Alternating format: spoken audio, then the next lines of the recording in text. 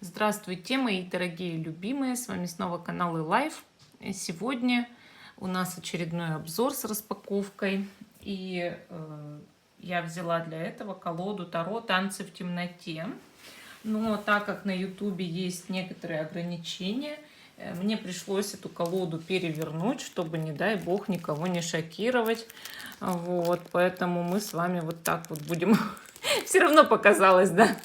Вот так будем двигать как-нибудь пальцем, чтобы, не дай бог, не задеть чувства верующих, да, как говорят. Вот такая колода у нас, она в упаковке, издательство у нас, сейчас скажу, Лос Карабио. Давайте открывать нашу с вами колоду, да, Таро «Танцы в темноте». В этот раз, это, по-моему, на французском у меня колода. Она у меня есть в китайской версии, да, но я решила взять оригинал. Сейчас мы с вами откроем ее. Сейчас, минутку. Я решила взять оригинал данной колоды. Да что ж ты у меня не открываешься-то? У меня как всегда.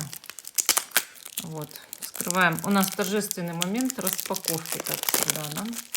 Ну, коробочка такая немножко хлипковатенькая, конечно, как у всех коробочек Лос Карабио, которые маленькие, да, вот такие коробочки с брошюрами, я бы так сказала, с вкладышами. Ну, давайте открывать. Снова коробочка, да, еще одна. Тут, слава богу, луна, и картинка уже приличная. Аллилуйя. Так, танцы в темноте. По-моему, даже такая песня какая-то есть, да? А тут вот колода. Вот. Не знаю, как я буду полуголышей закрывать, но вот постараюсь как-нибудь. Вот такая брошюрка маленькая тут с инструкцией. Ну, как бы я не вижу обычно в таких какого-то смысла или большого содержания. Так, пару слов описания, да. Рубашка невероятно красивая у таких карт.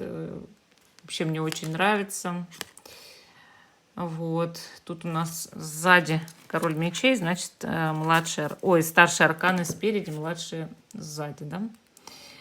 Тут у нас, значит, вкладышек. Вот такие вкладышки многие люди очень берегут.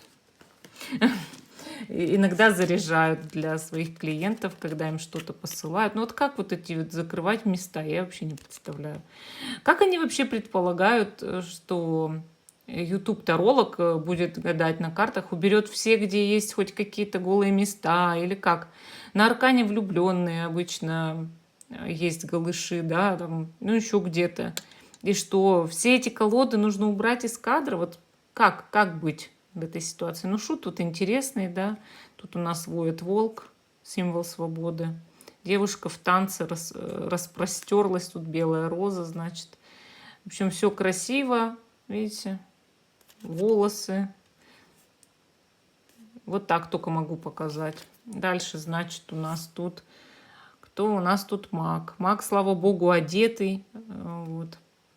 Пентакль тут, он висит, как типа парит, да, левитирует над пентаклем. Обладатель всех 4 стихий со знаком бесконечности. Красивая карта. Так, дальше, значит, кто у нас здесь будет, да?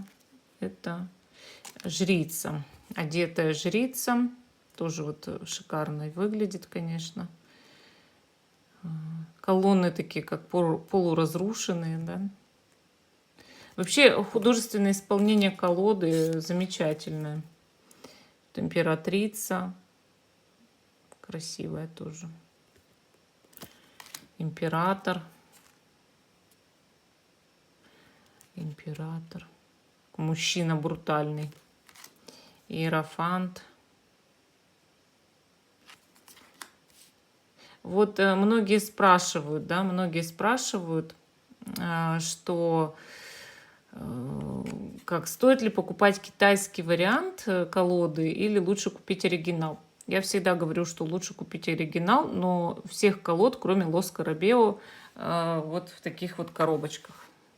То есть китайский вариант будет отличаться только тем, что в нем не будет этой маленькой тоненькой брошюрки и чуть-чуть будет вот размер.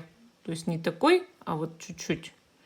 Ширина будет, главное, такая же практически, да, а может полсантиметра разница, и сантиметр разница будет высота. То есть качество карт, да, краска, будет все одинаково. Китайцы иногда теряют некоторые карты или докладывают вам дополнительные, ну, как обычно, да, как повезет. Но в целом они часто присылают комплект в очень хорошей печати, качество замечательное, картон хороший, краска хорошая. И вот я сейчас в очередной раз убедилась, что да, я взяла «Танцы в темноте» в оригинале, но отличается чуть-чуть сантиметр и полсантиметра размером. Остальное, ну, в инструкции нет никакой смысловой нагрузки, понимаете? Так, ну, значит, влюбленные. Дальше у нас колесница, вот такая вот интересная колесница здесь. Дальше сила. Опять же, сейчас как рекомендовать колоды, да? Те, кто работает TikTok, YouTube. Ну, Инстаграм как-то вот не блокирует такие вещи, а ТикТок вообще сумасшедший там.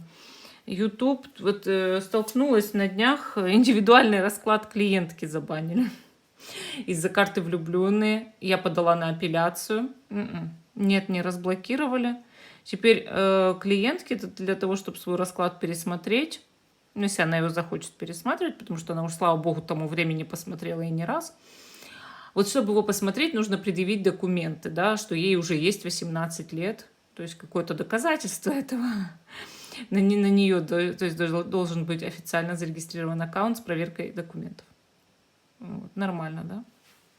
И поэтому, конечно, рекомендовать колоды, где есть голыши, для тех, допустим, девочек, мальчиков, кто на Ютубе гадает там или на ТикТоке, я бы не стала рекомендовать «Танцы в темноте» для таких людей колоду, да?